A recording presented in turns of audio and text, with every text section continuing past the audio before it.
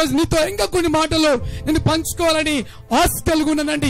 పాపము నీ జీవితాన్ని ఏ విధంగా నాశనం చేయబోతుంది, నీ చదువులో విజయం లేకుండా చేస్తుంది ప్రియ దేవుని బిడ్డ. నువ్వు వెళ్ళే పని చోట పేరు లేకుండా చేస్తుంది, నీ కుటుంబంలో విలువ లేకుండా చేస్తుంది. తినాలనుకుని నీ చెయ్యి దగ్గరికి అన్నం వచ్చినా రాకుండా చేస్తుంది, అప్పు చుట్టకుండా చేస్తుంది. నువ్వు అనుకుంటున్నావు ఎంతో ఎంజాయ్గా జీవించొచ్చని, జీవించలేవు.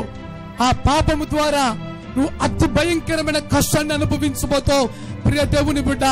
అందుకే నీ జీవితంలో చేసే పాపము నువ్వు విడిచిపెట్టినట్లయితే నువ్వు గంతులేస్తావు, గెలవబోతావు. సముద్రాన్ని గెలిచినట్లుగా ఓ నేను గెలవబోతున్నా అంటావు.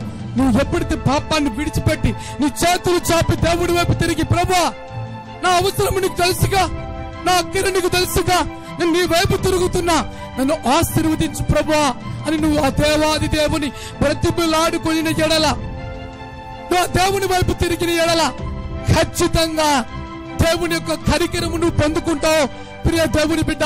ఆ విధంగా నువ్వు పాపాన్ని విడిచిపెట్టకుండా దేవునితోనూ పాపముతోనూ డబల్ రెండిటితో స్నేహం చేయలేవు. అది నీ వల్ల కాదు, అది నీ వల్ల కాదు, నీ వల్ల కాదు.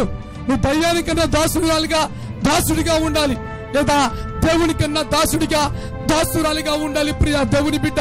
దేవుని వాక్యం సెలవిస్తుంది, నీ జీవితం మార్చబడాలి అంటే, నువ్వు ఆశీర్వాదకరంగా ఉండాలి అంటే, ఇర్మియా గ్రంథం 15వ అధ్యాయం 16వ వచనం జీవితానికి సంబంధించింది.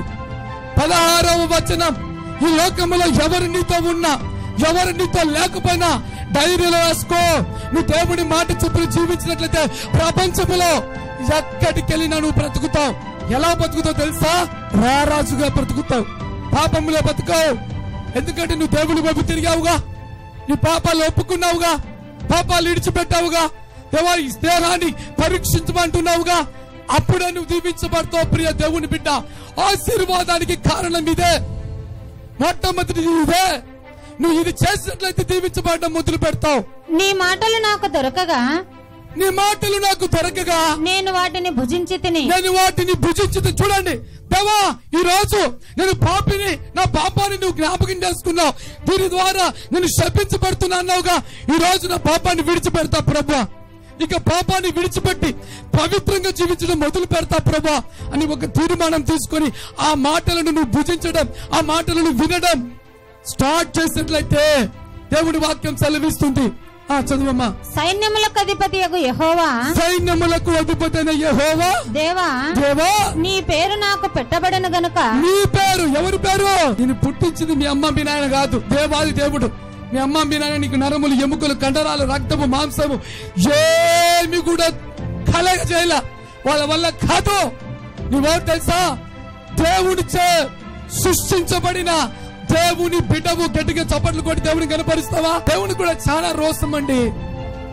దేవుని వాక్యం మాటి మాటికి నాతో మాట్లాడినప్పుడు నాకు చాలా ఆశ్చర్యం అనిపిస్తుంది. గాడ్సన్, తల్లి నిన్ను మరిచినా నేను నిన్ను మరవను, చూడు నా అరచేతులు నేను చెక్కుకొని ఉన్నాను అనే మాట నా హృదయాన్ని తాకినప్పుడు నాకు బహుబలమైన సంతోషం. ప్రభా, ఈ భూమి మీద నేను నీ కొరకు ఏవో గొప్ప కార్యాలు చేయబోతున్నా ప్రభా.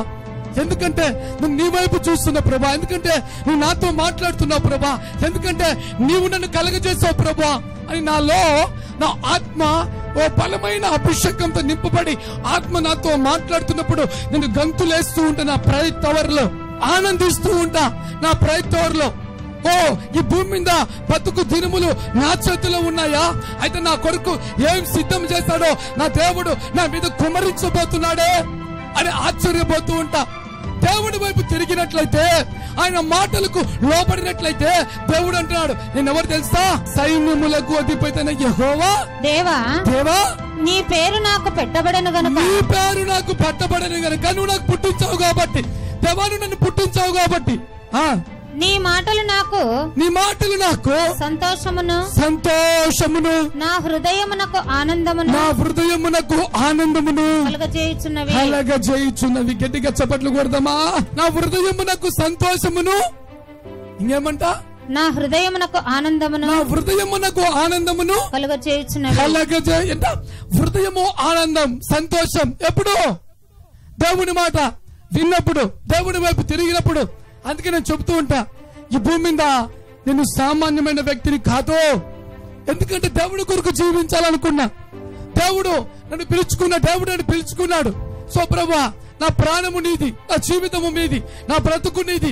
ఈ భూమి మీద బ్రతుకు దినములల్లా నాకు ఏం చెబుతావో చెప్పు, నేను చేస్తా అని ఒక తీర్మానం తీసుకున్నా. కాబట్టి నాకు భలే సంతోషం.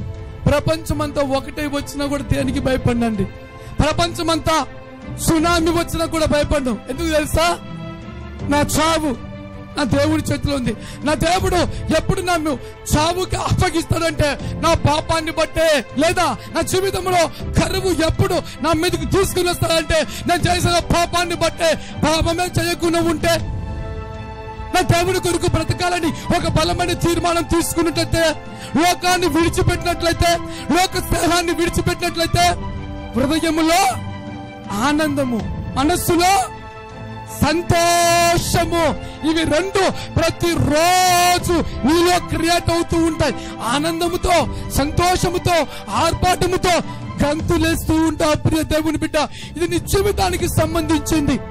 ఈరోజు అనేక ఇబ్బందులను ఉన్నావేమో, ఇరుకులను ఉన్నావేమో, ఆపదలను ఉన్నావేమో, అప్పులలో ఉన్నావేమో, వేదనలను ఉన్నావేమో. అయితే నా దేవుడు సెలవిస్తున్నాడు, నిన్ను ఎంత మాత్రం కూడా చెయ్యి వదిలిపెట్టను. నా పేరు సైన్యములకు అధిపతి అయిన యెహోవా. నిన్ను విడిచిపెట్టను.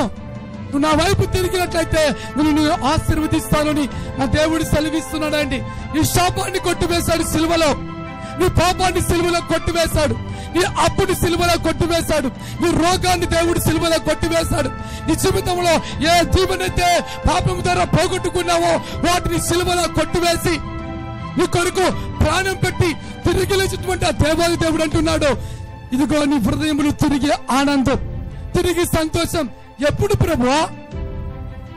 ఎప్పుడు ప్రభువా అంటే ఒక్కటే, నువ్వు దేవుని వైపు తిరిగినప్పుడే. ఈ మాట మరొకసారి చదువుకుందామమ్మా. సైన్యములకు అధిపతియగు యెహోవా, సైన్యములకు అధిపతి అయిన యెహోవా, దేవా నీ పేరు నాకు పెట్టబడను గనుక, నీ పేరు నాకు పెట్టబడను గనుక, నీ మాటలు నాకు సంతోషమును, నీ మాటలు నాకు సంతోషమును, నా హృదయమునకు ఆనందమును కలుగజేయుచున్నవి. నా హృదయమునకు ఆనందమును కలగజేయుచున్నది. భయపడో. ఈ లోకములో హృదయములో సంతోషం, హృదయములో ఆనందం, నువ్వు లోకంలో ఉన్న వాటిని బట్టి ఎప్పుడు భయపడవు. వాటన్నిటినీ మా దేవుడు చూసుకుంటాడుగా. నేను నా పాపాన్ని విడిచిపెట్టినప్పుడే వాటికి వెల సిలువలో చెల్లించాడుగా నా దేవుడు. సో ఇక నేను దీవించబడబోతున్నా, నేను ఆశీర్వదించబడబోతున్నా, నేను హెచ్చించబడబోతున్నా, నేను నీ కృపను పొందుకోబోతున్నా అని గంతులేయడం మొదలు పెడతావు ప్రియ దేవుని బిడ్డ. నీకు ఒక మాట తెలుసో తెలియదు నేను చెప్పాలని ఆశ కలిగి ఉన్నా. నువ్వు పరిపూర్ణంగా దేవుడి వైపు తిరిగినట్లయితే దేవుడు నీ వైపు తిరుగుతాడండి. ఒక అద్భుతమైన నా జీవితంలో సాక్ష్యాన్ని నేను మీతో పంచుకోవాలనుకున్నానండి. ఒక వ్యక్తి నా మీదకి వచ్చాడు, తెలియని దానికి ద్రోహిగా, నేరస్తుడిగా నిలబెట్టాడు. షర్టు పట్టుకోవడం మొదలు పెట్టాడు. అతనికి ఇష్టానుసారంగా నన్ను మాట్లాడటం మొదలు పెట్టాడు. ప్రభువా, నేను ఏ తప్పిదము చేసినా, స్వార్థము చేసినా, మోసము చేసినా, పాపము చేసినా, అతని డబ్బు నేను అనుభవించినా, ఇతని ద్వారా శిక్షను విధిస్తా ఉంటే ఐఎమ్ రెడీ. లేదా నువ్వు శిక్ష విధించినా నేను అనుభవించుటకు సిద్ధంగా ఉన్న ప్రభువా. గట్టిగా చప్పట్లు కొట్టి దేవుని కనపరుస్తారా? రెడీ అని ఒక తీర్మానంతో దేవుని సన్నిధిలో దేనికైనా రెడీ ప్రభువా. అది నిందలకైనా రెడీ, అవమానాలకైనా రెడీ, శైలికైనా రెడీ, చావుకైనా రెడీ, దేనికైనా రెడీ. చూస్తున్న దేవుడు నీవేగా. నువ్వు సైన్యములకు అధిపతి అయిన యెహోవాగా నీ మాటను నమ్ముకున్నాను. నేను ఈ లోకాన్ని విడిచిపెట్టాను, నా తప్పిదాన్ని నేను ఒప్పుకున్నాను. అయితే నా మీదకి ఈ రోజు సాతాను ఒంటి కాలి మీద ఎగురుతూ గంతులేస్తూ వస్తున్నాడు ప్రభువా, చూడు అన్నా.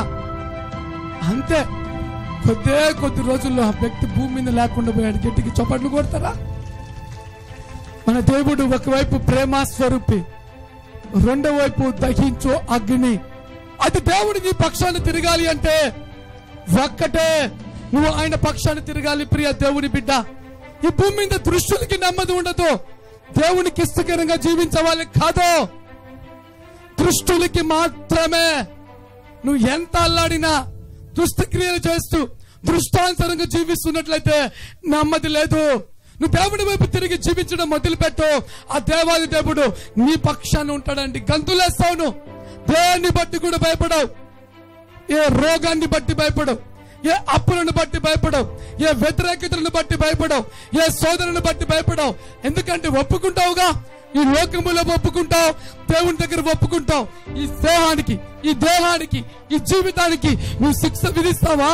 రెడీ దేవా, నువ్వు శిక్ష విధిస్తావా? రెడీ. నేను తప్పిదము చేశాను, ఐఎమ్ రెడీ. ఇక తీర్పు నీవే, నువ్వు చూసుకో ప్రభా. ఇక నేను తప్పిదము చేయను, పాపము చేయను, దీన్ని అపవిత్రపరచుకోను, లోకములో జీవించను ప్రభా అని ఒక బలమైన తీర్మానము నువ్వు తీసుకున్నట్లయితే నీ ప్రతి బంధకము, కరువు, ఇరుకు, ఇబ్బంది, వేదన, రోగము, శాపము, దరిద్రత అనే కట్లు విరిగిపోతాయి ప్రియ దేవుని బిడ్డ. నువ్వు వాటిని తెంచుకోకుండా జీవించినట్లయితే ఎన్ని సంవత్సరాలు జీవించినా కూడా వాటిని నువ్వు తెంచుకోలేవు. అది నీ జీవితానికి సంబంధించింది. బ్రతికిన బ్రతికంతా ఆనందముతో, బ్రతికిన బ్రతికంతా సంతోషముతో నేను హెచ్చించబడాలి అంటే నువ్వు దేవుని మాటకు విధేయత చూపించాలి ప్రియ దేవుని బిడ్డ.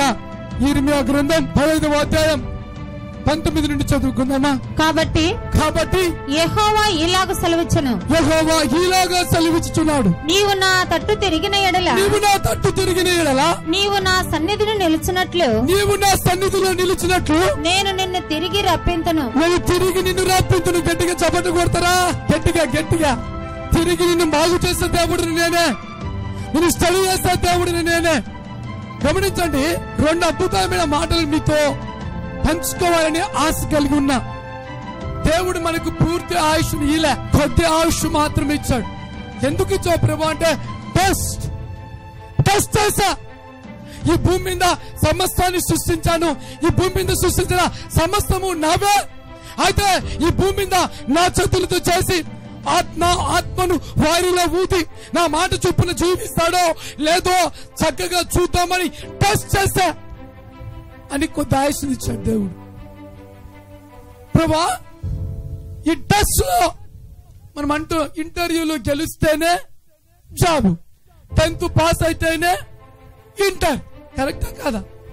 ఈ కొద్ది సంవత్సరాలు 60, 70 లేకపోతే 100, 120 కొద్ది ఆయుష్ దేవుడు మనకిచ్చింది. పూర్తి ఆయన దగ్గర పెట్టుకున్నాడు. ఎందుకు తెలుసా? నిన్ను పరీక్షించుటకు. ఎందుకు తెలుసా? నిన్ను పరిశోధించుటకు. ఎందుకు తెలుసా? నిన్ను పరీక్షించుటకు. నువ్వు ఎప్పుడైతే పూర్తి ఆయుష్ నువ్వు పొందుకుంటావంటే ఆయన మాట విని పరిపూర్ణంగా ఈ కొద్ది సంవత్సరాలు జీవించడం మొదలు పెడతావో ఆ తరువాత పూర్తి ఆయుష్తో నిన్ను పరలోకంలో నిలబెడతాడు. గట్టిగా చప్పట్లు కొట్టి దేవుని కనపడతామా? వినండి చక్కగా. ఒక ఆస్తిపరుడు తన ఆస్తిలో ఒక భాగాన్ని ఒక ప్రాంతంలో అమ్మి ఒక సూట్ కేసు లో పెట్టుకొని దాంట్లో తన సెల్లు, తన అడ్రస్ అన్ని కూడా పెట్టుకొని పోతూ ఉన్నాడు. అది దారిలో పొరపాటున కింద పడిపోయింది. అతను వెళ్ళిపోయాడు. దారిలో భార్య భర్త ఇద్దరు వెనకలు వస్తూ ఉన్నారు. అతను పోయేది చూశాడు, పోగొట్టుకుని చూశాడు, మౌనంగా ఉన్నారు. అతను వెళ్ళిపోయాడు. ఒక brief case, suit case open చేసి చూస్తే దాంట్లో అద్భుతమైనటువంటి చెక్కులు, అలాగనే విస్తారమైన డబ్బు, కొంత బంగారు, కొన్ని పత్రాలు తాగబడి ఉన్నాయి. నువ్వు చూసి అబ్బా ఇంత ఆస్త, సో ఇక మనం ఈ భూమి మీద హ్యాపీగా జీవించొచ్చు, సంతోషంగా జీవించొచ్చు అని ఇద్దరు మాట్లాడుకుంటూ ఉన్నారు. అక్కడేముంది తెలుసా? ఇదిగో ఫలానా వ్యక్తి ఆస్తి ఇది, ఇన్ని లక్షలకు అమ్ముకున్నాడు, ఇంత బంగారు ఉంది, ఇన్ని చెక్కులు ఉన్నాయి, ఇంత మొత్తం ప్రాపర్టీ ఇది అని చెప్పి అడ్రస్, ఫోన్ నెంబరు అన్ని ఉన్నాయి. కానీ వీళ్ళు ఏం చేశారు తెలుసా? అడ్రస్, ఫోన్ నెంబర్ అన్ని పక్కన పారేసి ఆ ఆస్తిని అనుభవించారు. దొంగిలించడము అని అంటారా కదా? దీన్ని మంది కానిది కాదు, నీ పొరుగువాని దేనిది కూడా నీవు ముట్టకూడదు.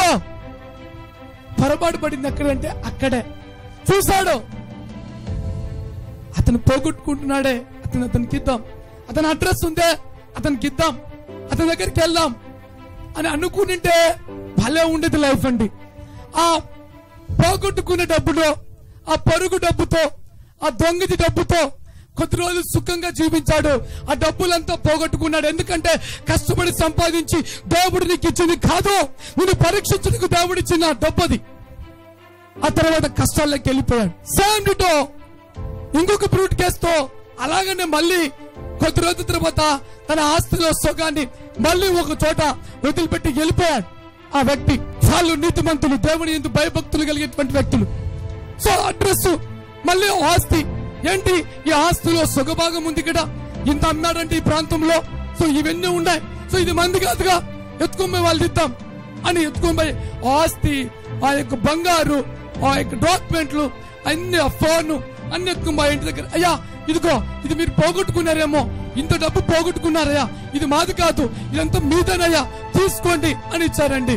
ఆ వ్యక్తి ఇంటికి తీసుకుని వచ్చి ఆ బ్రీఫ్ కేసు ఇచ్చిన వ్యక్తిని చూసి హత్తుకొని గంతులేసి, అయ్యా నా ఆస్తిది కొద్దిగానయ్యా, నేను ఈ భూమి మీద వజ్రాల వ్యాపారం చేస్తాను, నా డబ్బులు అత్యధికమైన డబ్బులు, నా డబ్బులు పోగొట్టుకున్న డబ్బులు నువ్వు తీసుకుని ఇచ్చావుగా, నీకేం కావాలో చెప్పు నేను నీకు ఇస్తా అని అతను బ్రతుకు దినములల్లా, వారి కుటుంబము బ్రతుకు దినములల్లా కూడా అతనితో పెట్టుకొని సంతోషంగా జీవించే జీవితం ఇచ్చాడని గట్టిగా చప్పట్లు కొట్టి దేవుని కనపడతారు. కొద్దిగాతో తృప్తి పొందిన వ్యక్తి, అది డబ్బు పాపము డబ్బు అని, అది దేవుడి దగ్గర నుంచి వచ్చిన డబ్బు కాదని నీవు వారికి ఇవ్వకుండా దొంగలించి స్వార్థముతో వారి ఫోన్ పక్కన పెట్టి నిన్ను తప్పించుకుంటూ నిన్ను నువ్వు కాపాడుకుంటూ ఆ స్వార్థము డబ్బుతో జీవించావు కాబట్టి ఆ డబ్బు పోయిన వెంటనే మళ్ళీ భూమి మీద ఏదో పోగొట్టుకున్నానా అని వెతుకుతూ జీవిస్తున్నావు. కారణం ఏం తెలుసా? వీళ్ళిద్దరిలో అద్భుతం తెలుసా? ఈ భూమి మీద కూడా దేవుడి ఆజ్ఞ చొప్పున బతకడం, జీవించడం, లోపడడం, నమ్మకంగా ఉండడం మొదలు పెడితే నీకు ఏది కొత్తగా ఉండదండి. రెండో అద్భుతం తెలుసా? నీవు పరలోకానికి ఎత్తబడతావు. ఆ బంగారు, ఆ యొక్క పరలోకంలో, ఆ బంగారు వీధులలో ఆ సింహాసనాసీనుడైన ఆ యేసయ్య ప్రక్కన కూర్చుంటావు. ఆయన ఆజ్ఞ చొప్పున జీవించడం మొదలు పెడితే ఈ లోకపు ఆశ చొప్పున 60, 70 లేక 80 సంవత్సరాలు బ్రతికే, 70, 80, 90 లేక 100 సంవత్సరాలు బ్రతికే ఈ జీవితంలో దేవుని మాటలను పక్కన పెట్టి, దేవుని ఆజ్ఞలను పక్కన పెట్టి, దేవునికి ఇష్టమైన జీవితం లేకుండా నీవు జీవిస్తూ శపించబడుతూ, వేదనతో కుమిలిపోతూ, బాధపడుతూ, నిట్టూర్పులతో జీవించడం నీకు ఇష్టమో లేదా ప్రభా? ఈరోజు 60, 70, 90, 100 సంవత్సరాలు కరెక్ట్ గా బ్రతకకపోతే నా జీవితానికి విలువ ఉండదు ప్రభా. పాపాన్ని చేయను, నీకు విరోధంగా జీవించను, నువ్వు నన్ను కన్నావుగా, నువ్వు సైన్యములకు అధిపతైన యెహోవాగా నీకు ఇష్టకరంగా జీవిస్తా ప్రభా అని నీ చేతులు చాపి దేవుని దగ్గర ఒక తీర్మానం తీసుకొని ఆయనకి ఇష్టకరంగా జీవించి ఆయన వైపు తిరుగుతావా? డిసైడింగ్. ఇది జీవితానికి సంబంధించింది. నాన్న జీవితాన్ని సెట్ చేయలేడు, అమ్మ జీవితాన్ని సెట్ చేయలేడు, ఈ లోకముల బంధువులు జీవితాన్ని సెట్ చేయలేడు. నీ జీవితాన్ని నువ్వే సెట్ చేసుకోవాలి. నీ మీద ఎన్ని దీవెనలు దాగబడి ఉన్నాయో అన్ని దీవెనలు దేవుడు నీ మీద కుమ్మరించబడాలి అంటే నీ ఒరిజినాలిటీని బట్టి, నువ్వు దేవుని మాటకు విధేయతను చూపించి జీవించే జీవిత విధానాన్ని బట్టి.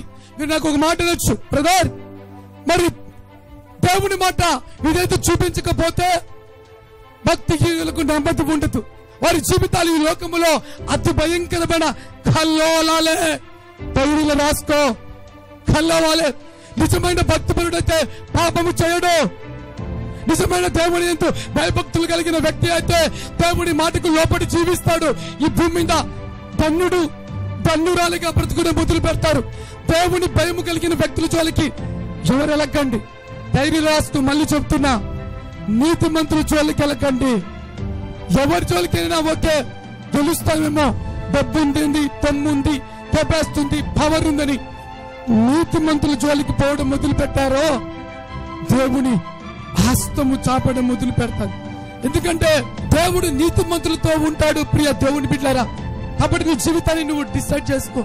నీ భూమి మీద నువ్వు పుట్టిన దినములల్లా కొదవలేని, కొరత లేని దీవెనలు కావాలి, మేలు కావాలి, సమాధానం కావాలి, పవిత్రత కావాలి, పరిశుద్ధత కావాలి. నా జీవితంలో అనుభవించని మేలుని అనుభవించాలి అంటే అది యేసులో మాత్రమే. ఆయన మాటలు పక్కన పెట్టి నువ్వు జీవించినట్లయితే నీకు సంతోషమే లేదు, సమాధానమే లేదు, ఆనందమే లేదు, తృప్తే లేదు.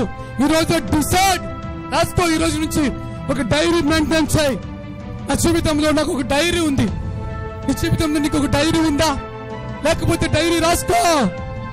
ఈ డైరీలో ప్రభువా ఈ రోజు నేను ఎలా జీవించాను ప్రభువా, నా భూమి మీద నా దినములు సంపూర్ణంగా పరిపూర్ణమైన తర్వాత కూడా నా డైరీ ఈ ప్రపంచంతో మాట్లాడుతుందండి. గట్టిగా చప్పట్లు కొట్టి దేవుని కనపరుస్తారా? నాకు ఆ నమ్మకం ఉంది.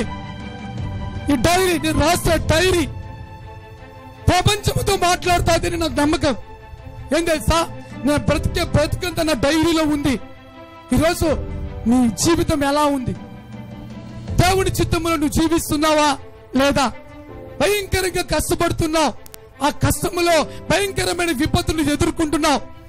తింటున్నావు, శాంతి లేదు. పరిగెడుతున్నావు, నెమ్మది లేదు. ప్రయాసపడుతున్నావు, మిగలడం లేదు. పేరు లేదు, ఖ్యాతి లేదు, ప్రత్యేకత లేదు, హెచ్చింపు లేదు.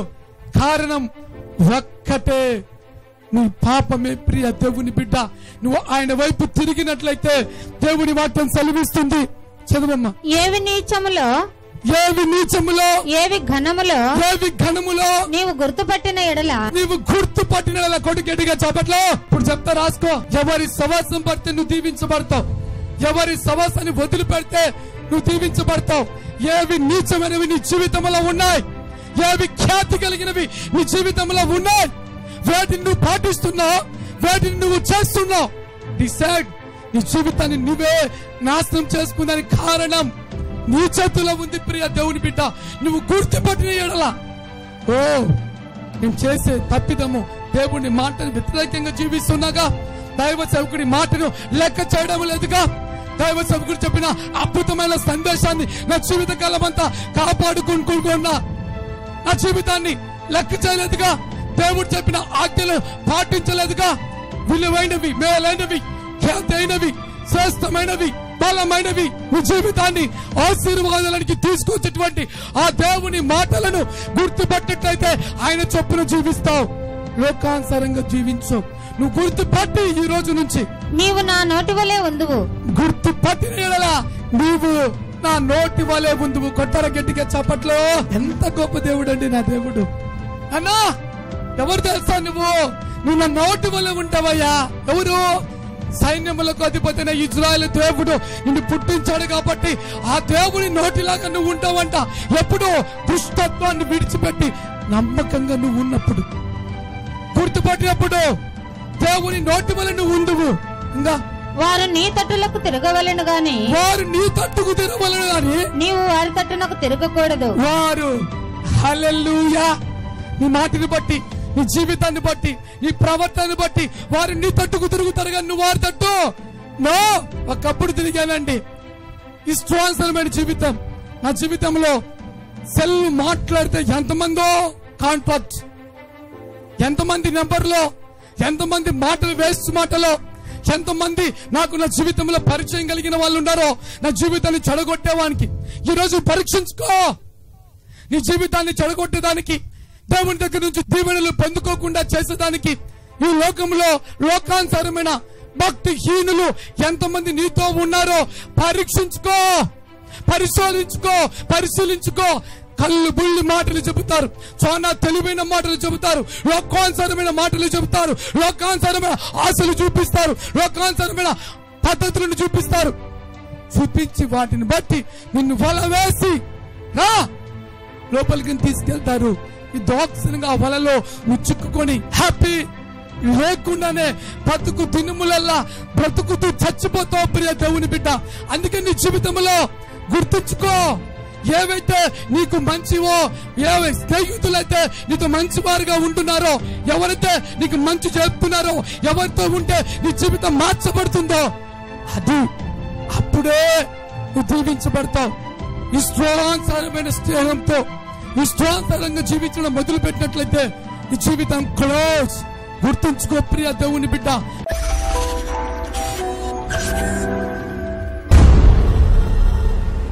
పరిశుద్ధుడా, ప్రేమ కలిగిన తండ్రి, నీకు నిండు మనసుతో కృతజ్ఞతాస్తుతులను చెల్లిస్తున్నారు ప్రభా.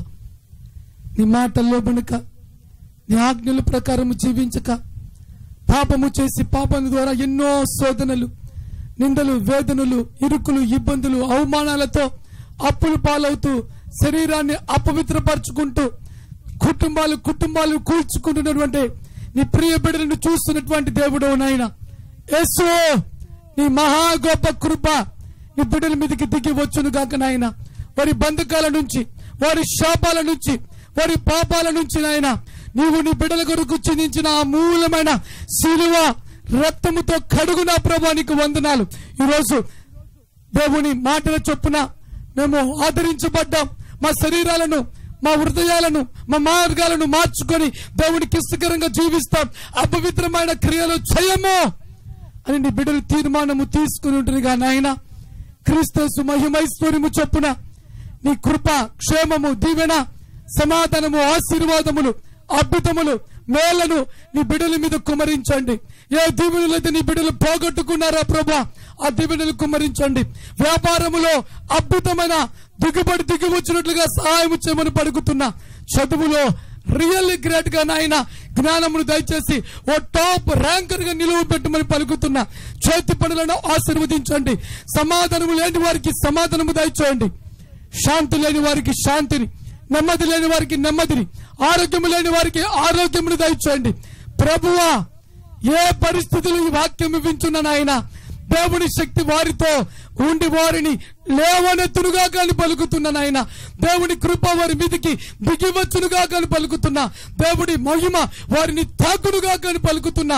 బలహీనమైనటువంటి శరీరము, బలహీనమైన ఆత్మ నజరేయుడైన యేసు క్రీస్తు నామములో బలము కలిగిన ఆయన ఇక నీ ఆజ్ఞలు చొప్పున ఆనందముతో క్రీస్తుతో జీవించునుగా కానీ పలుకుతున్నా. వారి బ్రతుకు దినములల్లా కృపాక్షేమములు నజరేయుడైన యేసు క్రీస్తు నామములో వారి వెంట వచ్చునుగా కానీ పలుకుతూ ప్రార్థించి వేడుకొని దీవెనలను పొంది ఉన్నాము తండ్రి. ఆమేన్.